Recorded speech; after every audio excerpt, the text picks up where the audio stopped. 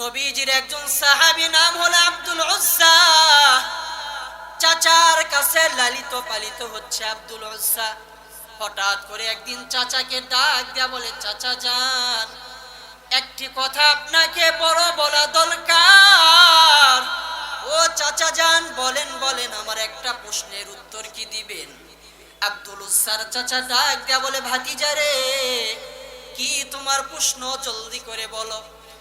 আব্দুল উজ্জা ডাক দিয়া বলে, এখনো ঈমান আনেন নাই? ডাক দিয়া বলে, চাচা যান, এখান থেকে বহুদূর মক্কা নগরীতে যার বাড়ি, কুরাইশ বংশে যার জন্ম, যার নাম হলো আব্দুল্লাহ, যার বাবার নাম হলো আব্দুল্লাহ, মার নাম হলো আমেনা, যার নাম হলো মুহাম্মদ সাল্লাল্লাহু আলাইহি ওয়াসাল্লাম। চাচা যান, একটি কথার উত্তর আপনাকে দিতে হবে, ওই মুহাম্মদ ব্যক্তিটা কেমন? চাচাও ইহুদি মানুষ ডাক দিয়ে বলে, রে ভাতিজা, আমি তো শুনেছি আব্দুল্লাহর বেটা মুহাম্মদ অনেক একজন ভালো ব্যক্তি, যার উপরে মক্কা নগরীতে আর কোনো ভালো ব্যক্তি থাকতেই পারে না, হতেই পারে না। এবারে আব্দুল উজ্জা ডাক দিয়ে বলে, চাচা যান, তাহলে এবার বলেন তো ওই ব্যক্তির আচরণ কেমন? আব্দুল উজ্জার চাচা ইহুদি মানুষ ডাক দিয়া বলে, রে ভাতিজা, আমি যত দূর পর্যন্ত জেনেছি আব্দুল্লাহর বেটা মুহাম্মদ সাল্লাল্লাহু আলাইহি ওয়াসাল্লাম এর মতো চরিত্রবান মানুষ, যুবক আর মক্কা নগরীতে একটিও নেই। সুবহানাল্লাহ বলেন। এর মতো সত্যবাদী আর একটিও নেই। সে হকের উপরে অটল, তার ব্যবহার এত সুন্দর, যার কথা এত সুন্দর, যার চেহারা এত সুন্দর, মানুষ যদি 3 দিন পর্যন্ত না খেয়ে থাকতো আর আপনার আমার প্রিয় নবীজির চেহারার দিকে যদি তাকাইতো, 3 দিনের ক্ষুধা পর্যন্ত নিবারণ হয়ে যাইত। সুবহানাল্লাহ বলেন। চাঁদের চেয়েও সুন্দর তুমি প্যারা নবী সাল্লিওয়ালা, চাঁদের চেয়েও সুন্দর তুমি প্যারা নবী সাল্লিওয়ালা। আল্লাহু আকবার বলেন। আপনার আমার নবী চাঁদের চাইতেও সুন্দর। আব্দুল উজ্জা এবার ডাক দিয়ে বলে, চাচা যান, তাহলে যে ব্যক্তিটি এত সুন্দর, যার ব্যবহার এত সুন্দর, যার কথা এত সুন্দর, যার আচরণ এত সুন্দর, ও চাচা, আমি আর দেরি করতে চাই না, আমাকে আপনি ছুটি দিন, আমি ও ব্যক্তির সঙ্গে একটু দেখা করতে চাই, আমি কালেমা পড়ে মুসলমান হয়ে যেতে চাই। এ কথা যখন বলছে, আব্দুল উজ্জার চাচা ইহুদি তো ঈমান নেই, ডাক দিয়া বলে, রে ভাতিজা, সব কিছু সত্য, তবে কালেমা পড়তে পারবি না।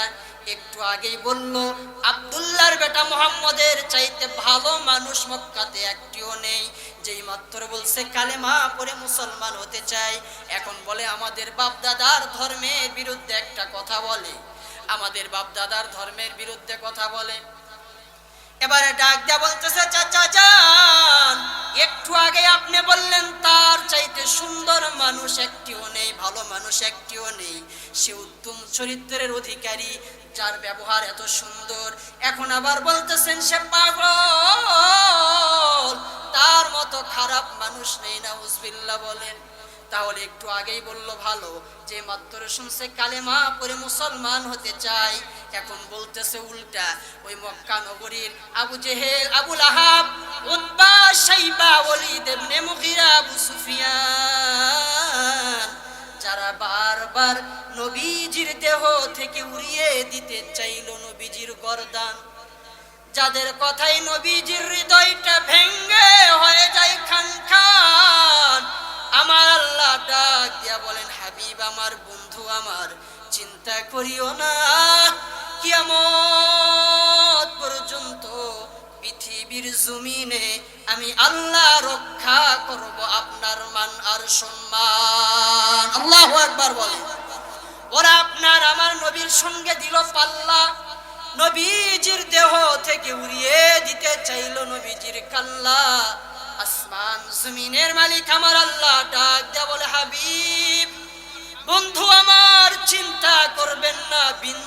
পরিমাণ টেনশন করবেন না, আমি আল্লাহ দুনিয়া এবং আখিরাতে রক্ষা করব আপনার মান আর সম্মান। আল্লাহু আকবার বলেন। আব্দুল সাইবার ডাক দিয়া বলে, চাচা যান, না না না, আমি কালেমা পড়ে মুসলমান হয়ে যেতে চাই। যখন এই কথা বলেছে, চাচা তার হাত বেঁধেছে, পা বেঁধেছে, গাছের সঙ্গে বাইদা রাখছে, শরীর থেকে জামাগুলো খুলতেছে, ঠান্ডা শীতের রাত। এক পর্যায়ে এত পরিমাণ নির্যাতন করেছে কালেমা পড়ার জন্য। গভীর রাত, আব্দুল উজ্জা নবীজির হুজরার খানার কিনারায় চলে গিয়েছে। এক পর্যায়ে যাওয়ার পর নবীজি যখন ফজরের নামাজ আদায় করার জন্য উঠেছে, দেখতেছে কে যেন শীতের মধ্যে থরথর করে কাঁপতেছে। ডাক দেয়া বলে, কে গো তুমি রে যুবক? ডাক দেয়া বলে, ইয়া রাসূলুল্লাহ, ইয়া হাবিবাল্লাহ, আমি আপনার সাহাবী আব্দুল উজ্জা। শরীরে যথেষ্ট পরিমাণ কাপড় ছিল না, মার কাছ থেকে একটু ছোট্ট কাপড় নিয়েছে। ইমানের উপরে টিকে থাকার জন্য সাহাবায়ে কেরাম এত নির্যাতনের শিকার হয়েছে, তারা জীবন দিয়েছে, তবু কালেমা দেয় নাই। আল্লাহু আকবার বলেন। আর আপনার আমার ইমানের অবস্থা কি? একটা গরু বিক্রি হয় 1 লক্ষ টাকা দিয়ে, একটা ভালো মানের ছাগল বিক্রি হয় 20,000 টাকা দিয়ে, একটা ভালো মানের মুরগি বিক্রি হয় 1,000 অথবা 2,000 টাকা দিয়ে, আর মানুষ বিক্রি হয় 500 টাকা দিয়ে। এই কথা বলেন ঠিক না ঠিক? মানুষ বিক্রি হয় আগের রাতে 1 কাপ চার বিনিময়ে। তাহলে চিন্তা করেন আমাদের বিবেক কোথায়? আমাদের আশরাফুল মাখলুকাত এত দামি, কিন্তু আমাদের দাম আমরা নিজেরা কমাইতে কমাইতে এমন জায়গায় নিয়ে গিয়েছি, গরুর চাইতেও দাম কম। বুঝেন নাই কথা? জোরে বলেন ঠিক না ঠিক? হাফ কেজি জিলাপির জন্য আবার চান্স নেয়, এরকম পাবলিক আছে না নাই? আছে। তো আমাদের ইমান, সাহাবায়ে কেরাম জীবন দিয়েছে, বুকের তাজা রক্ত দিয়েছে, তবুও তারা ইমান দেয় না। আল্লাহু আকবার বলে। ওই যে নাম শুনেছেন বেলাল রাদিয়াল্লাহু তাআলা আনহু, আর এত পরিমাণ নির্যাতন করেছে বেলাল রাদিয়াল্লাহু তাআলা আনহুর উপর। তার মালিক ছিল, এত পরিমাণ নির্যাতন করেছে, বালুর উপরে এত পরিমাণ বালু, তাপ ছিল, এত গরম বালু, ওই বালুর উপরে শোয়া রাখছি। বেলালের জবানে একটি আওয়াজ, আহাদ আহাদ আহাদ। বলেন আহাদ কে?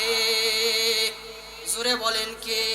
আহারে এত পরিমাণ নির্যাতন করেছে, গরম পাথরগুলো বেলালের উপরে চাপিয়ে দিয়েছে, এরপরও বেলাল কখনো কালেমা ছাড়ে নাই।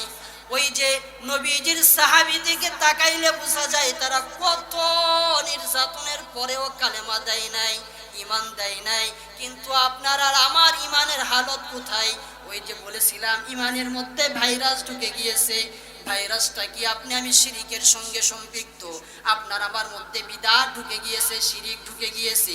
শুধু তাই নয়, আপনার আমার মধ্যেই নয়, মা বোনদের মধ্যেও ঢুকে গিয়েছে। ওরা বাবার দরবারে গিয়ে বলতেছে, একটা সন্তান দে রে বাবা, একটা সন্তান দে। বলে না বলে না? এই মাঝখান কার কার স্ত্রী যায়? হাত তোলেন তো। সব আল্লাহর ওলি বসা। মাঝখান নগর যায়, অনেক দরবারে গিয়ে বাবার কাছে সন্তান চাচ্ছে। অথচ বলেন তো, বুঝে থাকলে সন্তান দেওয়ার মালিক কে? জবান খুলে বলেন কে? অনেকে মন খারাপ করে কন্যা সন্তান হওয়ার পরে। মন খারাপ করে না? অনেকে তো মন খারাপ করে কন্যা সন্তান হওয়ার পরে, মন খারাপ করে। এমনও আছে কন্যা সন্তান হওয়ার পরে স্ত্রীকে তালাক দিয়েছে, এমনও বাংলার জমিনে ইতিহাস আছে। কন্যা সন্তান হয়েছে, মন খারাপ, ওই স্ত্রীকে তালাক দিয়েছে। কত বড় নিকৃষ্ট একজন ব্যক্তি হলে কাজ করতে পারে, চিন্তা করে। তাহলে আমাদের হায়াতের মালিক আল্লাহ, আমাদের মৌতের মালিক আল্লাহ, সব কিছুর মালিক আমাদের আল্লাহ। আমরা যা কিছু চাইবো রবের কাছে চাইতে হবে। দুনিয়ার মানুষ আপনাকে আমাকে কোনো কিছুই দিতে পারবে না। আমার হায়াতের মালিক আল্লাহ, মৌতের মালিক আল্লাহ। আল্লাহ পবিত্র কোরআনে বলেন, কুল হু আল্লাহু আহাদ, আল্লাহ এক, আল্লাহ কারো মুখাপেক্ষী নয়। পৃথিবীর তামাম দুনিয়ার মানুষগুলো আল্লাহর মুখাপেক্ষী, আল্লাহ কারো মুখাপেক্ষী নয়। আল্লাহুস সামাদ, লাম ইয়ালিদ ওয়া লাম ইউলাদ। আল্লাহ কত মায়া করে ডাক দিয়া বলে, রে গোলাম আমি আল্লাহর ছেলে নাই, মেয়ে নাই, স্ত্রী নাই, পুত্র নাই, ভাই নাই, বোন নাই, বড় আদর করে তোমাকে বানাইছি। বান্দা যখন আল্লাহকে একবার আল্লাহ বলে ডাক দিয়া দেয়, আল্লাহ বলেন ও বান্দার জিন্দেগীর তামাম সগীরা গুনাহগুলো আমি আল্লাহ ক্ষমা করে দেই। সুবহানাল্লাহ বলেন, জোরে বলেন সুবহানাল্লাহ। আল্লাহ বলে লাম ইয়ালিদ ওয়া লাম ইউলাদ, আমি আল্লাহর কেউই নেই, আমি আল্লাহ বড় আদর করে তোমাকে বানাইছি।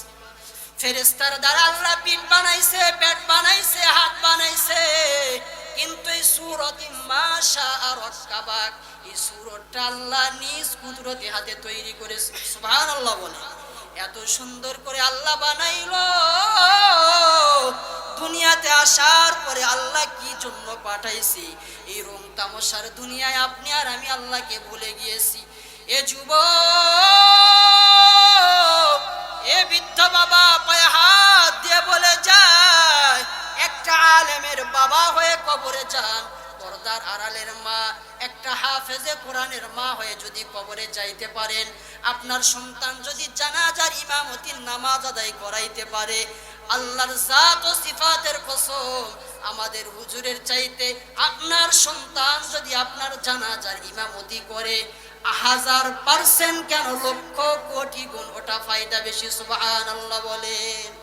সন্তান মা বাবার কবরের পাশে গিয়ে রব্বির হামহুমা কামা রব্বায়ানি সগীরা বলে দোয়া করতে থাকবে, চোখের পানি বেয়ে বেয়ে পড়ে যাবে। আল্লাহ তাআলা বলেন মা বাবার জিন্দেগীর গুনাহগুলো মাফ করে দেওয়া হয়। সুবহানাল্লাহ বলেন। এমন সন্তান কয়জন তৈরি করেছে? সন্তান তো তৈরি করেনি, অনেকে হুজুর দেখতেই পায় না, হুজুর দেখে নাক ছিটকায়, আছে না নাই? বলেন আছে না নাই? অনেকে বলে খাইলো দেশটা মোল্লারা, বলেন তো আমরা কি খাইছি? আমরা তো খাই নাই। হুজুর দেখতেই পায় না, চুলকানি অ্যালার্জি শুরু হয়ে যায়। অথচ আল্লাহ রাসূল বলেন ইন্নামাল উলামা ওয়ারাসাতুল আম্বিয়া, উলামায়ে কেরাম এটা নবীগণের ওয়ারিস। উলামায়ে কেরাম কি? নবীগণের ওয়ারিস। হক্কানি উলামায়ে কেরামের সুহবতে থাকবেন, আলেমদের সুহবতে থাকবেন। একটা কথা আছে, হাদিসের কথা, যার সাথে যার মহব্বত তার সাথে তার কিয়ামত। সবাই বলেন যার সাথে যার মহব্বত তার সাথে তার কিয়ামত। এখন যদি আপনার মহব্বত বেনামাজির সাথে হয় তাহলে কি হালত হবে চিন্তা করেন। আপনার তো হাসর নাসর বেনামাজির সাথে হবে। মা বোনেরা, যে সমস্ত গ্রামের মধ্যে মহল্লার মধ্যে অনেক পরহেজগার দিনদার মা আছে না নাই? আছে। তাদের সঙ্গে যদি আপনার মহব্বত হয়, ভালো একটু পর্দা করে, সমাজের মধ্যে মহিলা আছে ওকে দেখে নাচ ছিটকায়, ওকে নিয়ে গীবত হয়, অথচ যার সাথে যার মহব্বত তার সাথেই তার কিয়ামত। আজকে আলেমদেরকে আপনি আর আমি ভুলে গিয়েছি, অথচ আল্লাহর নবী বলেছেন ইন্নামাল উলামা ওয়ারাসাতুল আম্বিয়া, উলামায়ে কেরাম এটা নবীগণের ওয়ারিস। সুবহানাল্লাহ বলেন। এই জন্য আমরা কখনো আলেমদের বিরুদ্ধে যাব না, আলেমদের সুহবতে থাকবো। আল্লাহ নবী বলেছেন, পাক জবান দিয়ে ঘোষণা করেছেন, আলেমগণ হলো নবীগণের ওয়ারিস। আলেমদের বিরুদ্ধে যায় না রে যুবক। আজ তো ফেসবুক, ইউটিউব যা কিছু বলেন, সোশ্যাল মিডিয়া, আলেমদের বিরুদ্ধে লেখালেখি পর্যন্ত হয়, কাফের ফতোয়া দেওয়াও হয়, হয় না? হয় না? সমাজের মধ্যে কাফের ফতোয়া পর্যন্ত দেওয়া হয়। শাস্টলগুলো এখন ফতোয়া বিভাগ খুলছে, শাস্টলের মধ্যে এখন ফতোয়া বিভাগ। ওই হুজুর কি জানে, ওই ইমাম কি জানে, ও সব জানে, ইমাম কিছুই জানে না। কত মাসালা লিবেন শাস্টলের মধ্যে 1 ঘন্টা বৈশা থাকিয়ে। ফতোয়া বিভাগ। জীবনে বুম মারলে সূরা ফাতিহা কেন আউযু বিল্লাহ সহি করে বলতে পারবে না, ও আলেমদের বিরুদ্ধে কথা বলে, আছে না নাই? যারা আলেমদের বিরুদ্ধে কথা বলে, উলামায়ে কেরামের বিরুদ্ধে কথা বলে, তাদের জন্মের মধ্যে ভেজাল রয়েছে। কথা বলেন ঠিক না ব্যাঠিক? জোরে বলেন ঠিক না ব্যাঠিক? আলেমদের বিরুদ্ধে অবস্থান কেন নেবে? কারণ আলেমগণ তো নবীগণের ওয়ারিস। আলেম কারো বাবারটা খেয়ে তো লেখাপড়া করে নাই, আলেম হয় না, নিজের বাবারটা খাইছে। আলেম দেখে কেন শরীর অ্যালার্জি শুরু হয়? কখনো আলেমদের বিরুদ্ধে অবস্থান নেবেন না। আপনি 2টা মিনিট মুরাকাবা করেন, চিন্তা করেন, শেষ সাথী এই পৃথিবীতে যদি কেউ আপনার আপন হয়ে থাকে, সেটা হলো আপনার মহল্লার মসজিদের খতিব ইমাম সাহেব, ওই এলাকার মাদ্রাসার মুহতামিম সাহেব, মসজিদের মাদ্রাসার হুজুর। কারণ বিনা স্বার্থে আপনার কোনো মহব্বত, রক্তের কোনো সম্পর্ক নেই, তারা আপনার জন্য দোয়া করে। শেষ রাতে মাদ্রাসার ছোট্ট ছোট্ট বাচ্চাগুলো, আপনি আমি তো ঘুমের ঘরে, এখানে তো ঘুমের ঘরে থাকেন। অফিসার সকাল 8টায় ওঠে, আর মাদ্রাসার 8 বছরের বাচ্চা যে নামাজের এখানে অনেক মানুষ রয়েছে 60 বছর বয়স হয়েছে, এখন যদি প্রশ্ন করা হয় গোসলের কয় ফরজ, ও জীবনও বলতে পারবে না।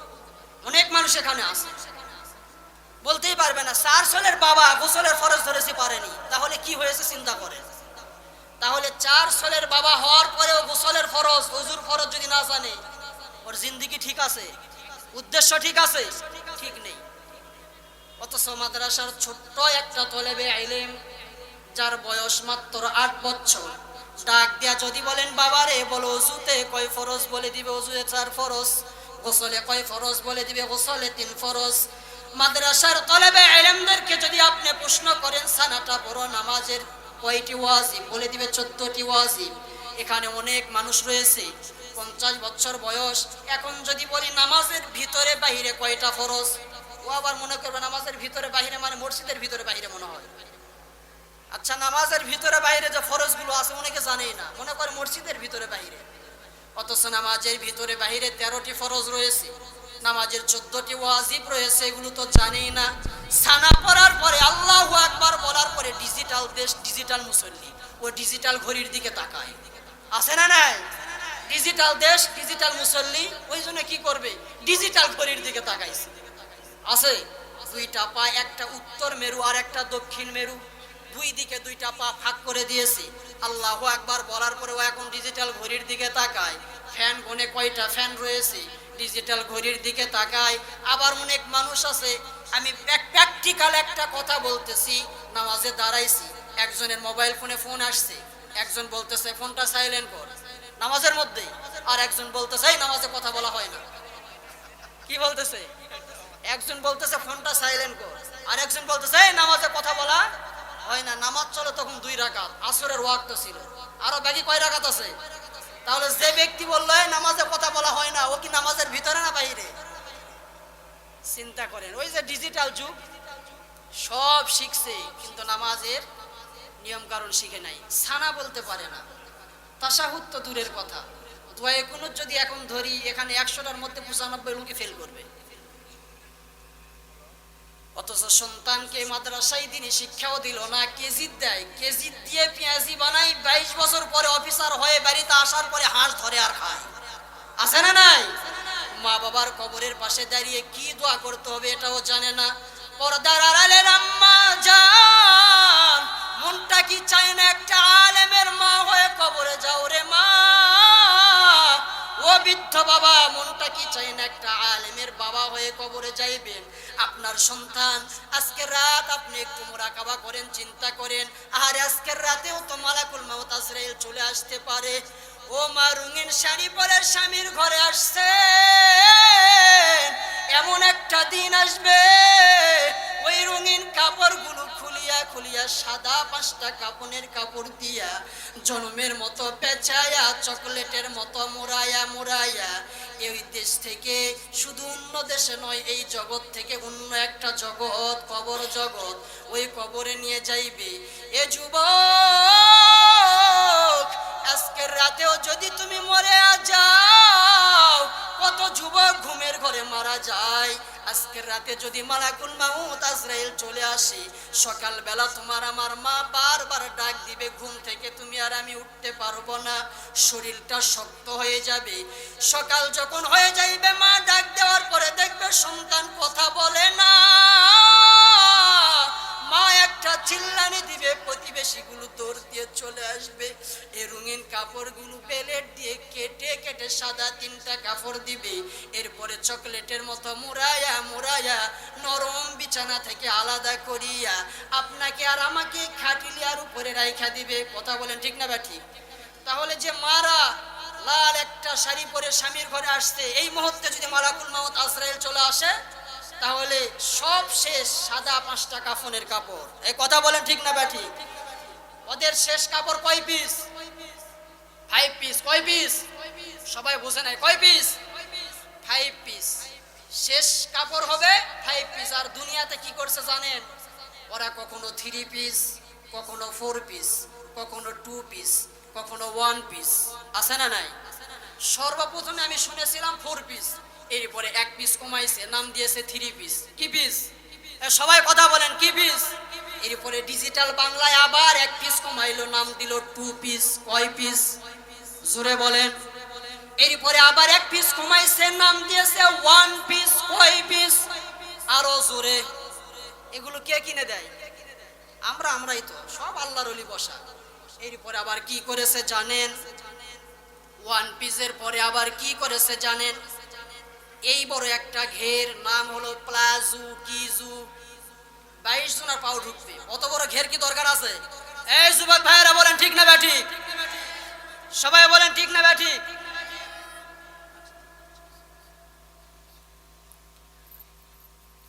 তাহলে 4 পিস থেকে কমাইতে কমাইতে 3 পিস, 2 পিস। আমি তো শুনেছি, যাই নাই জীবন, এখানে অনেকে গিয়েছে, গোপীনাথের মেলায় নাকি মাঝে মাঝে 9 পিস। সত্য না মিথ্যা? কে কে গিয়েছে গোপীনাথের মেলায়? হাত তোলেন। সব তো আল্লাহর ওলি বসা। কিছু ভাই হাত তুলেছে। আল্লাহ রাব্বুল আলামিন তাদেরকে ইসলামের জন্য কবুল করুক, তাদের জিন্দেগীর গুনাহগুলো মাফ করে দিক। সকলে বলে আমিন। আজকের এই মাহফিল সোহাগ ট্রেডার্সের উদ্যোগে যে আয়োজন করা হয়েছে, আপনারা খুশি না বেজার? খুশি না বেজার? সবাই খুশি তো? এই মাহফিলটি প্রতি বছর হোক, আমরা দোয়া করি এই মাহফিল আল্লাহ রাব্বুল আলামিন যেন কিয়ামত পর্যন্ত কবুল করে। সকলে বলি আমিন। জবান খুলে বলেন আমিন। যারা দাঁড়িয়ে আছেন বুঝলামই না, এই জুমিয়ালার সাথে কি আপনাদের গন্ডগোল আছে? তাহলে আপনারা দাঁড়িয়ে আছেন কেন? মাহফিল পরিবেশ সুন্দরতে বসে পড়ি ভাই। মেহেরবানি করে যারা দাঁড়িয়ে আছেন বসে পড়েন, আর একটু জবান খুলে জিকির করেন লা ইলাহা। জবান খুলে লা ইলাহা। আরো জোরে লা ইলাহা। জোরে বলেন লা ইলাহা ইল্লাল্লাহ। লা ইলাহা, লা ইলাহা ইল্লাল্লাহু মুহাম্মাদুর রাসূলুল্লাহ। তাহলে মার খেদমত করতে হবে যুবক ভাই, বাবার খেদমত করতে হবে। এই তুমি আর আমি তো ছোট্ট মাসুম বাচ্চা ছিলাম, ওয়া ওয়া করে কাঁদতাম। তুমি আর আমি যখন 6 মাস 1 বছর বয়স ছিল, ওই পাগলনি মা কি করছে জানো রে যুবক? তুমি আর আমি ছোট্ট মাসুম বাচ্চা ছিলাম, ওয়া ওয়া করে কাঁদতাম। এই শীতের রাত প্রস্তাব করে দিয়ে কেথাটা নষ্ট করে ফেলে দিয়েছিলাম। মা ওই কেথা উঠায়া আবার একটা নতুন কেথা বিছাইছে। কথা বলেন ঠিক না বেঠি? এরপরে ওই কেথা উঠায়া আবার একটা নতুন কেথা বিছাইছে। কারণ কি? বারবার প্রস্তাব পায়খানা করে কেথা নষ্ট হয়ে যায়। এক পর্যায়ে এরকম করতে করতে আর কেথা নেই। পাগলনি মা আমার নতুন আবার কেথা বিছাইছে, আর কোনো কেথাই নেই। সারা রাত মা আমার আঁচল বিছায়া ঘুম পাড়াইছে। পাড়াই নাই? এরপরে আসলের মধ্যে গভীর রাত যখন প্রস্তাব করে দিয়েছে, পাগলনি মা আমার কি করবে? ভার ধাক্কা দিয়ে বাড়িতে বের করে দেয় নাই রে যুবক। পাগলনি মা আমার আঁচল বিছায়া ঘুম পাড়াইল। আসলের মধ্যে যখন তুমি আর আমি প্রস্তাব করে দিলাম, মা ভিজা জায়গায় নিজে শুয়া পড়ছে। তুমি আকে আর আমাকে বুকের উপরে রাখিয়া সারা রাত ঘুম পাড়াইছে। আল্লাহু আকবার বলেন। ওই মাকে কখনো কষ্ট দেওয়া যাবে না, বাবাকে কষ্ট দেওয়া যাবে না। কারণ আল্লাহ তাআলা পবিত্র কোরআনে ঘোষণা করেছেন, ওয়াকাদা রাব্বুকা আল্লা তা'বুদু ইল্লা ইয়্যাহু ওয়া বিল ওয়ালিদাইনি ইহসানা। জবান খুলে বলেন আল্লাহু আকবার। আল্লাহর গোলামের পরে মা বাবার খেদমত করতে হবে। ঘোষণা কার? সবাই বলেন কার? মা বাবার খেদমত করতে হবে, কারণ মা দামি একটা নিয়ামত।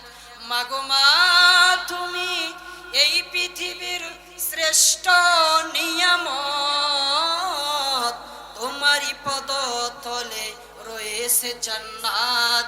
মাগো মা তুমি এই ধরারই শ্রেষ্ঠ নিয়ামত, তোমারই পদতলে রয়েছে জান্নাত। আল্লাহু আকবার বলে।